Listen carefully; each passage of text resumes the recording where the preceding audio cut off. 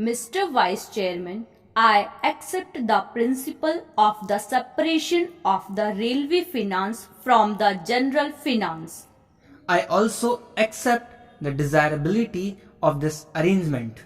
It is not only a convenient arrangement but it is based on sound principles and is conducive to the better administration of the railways. I also agree that the contribution of the railways to the general revenues should be in the shape of fixed dividends, but I cannot agree that the dividend should be fixed at 4%, and that is the crux of the whole report.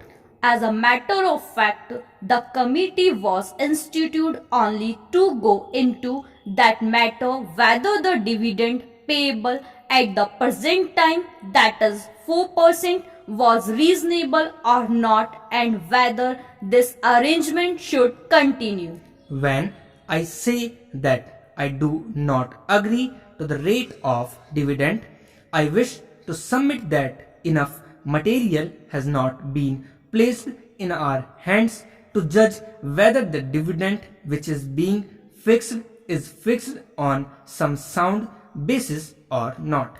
The committee has not examined certain vital matters concerning the administration of the railways, and what I find is that the whole arrangement is very superficial.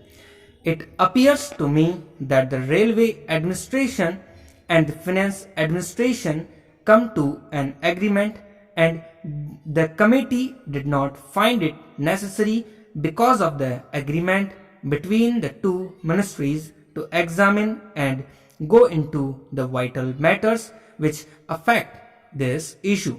It is not clear how this dividend, if fixed at 4%, is going to react on the working of the railways and particularly on the future development of the railways and also on the present structure of the fares and freights. This question has not at all been examined, and we do not know what reaction it is likely to have.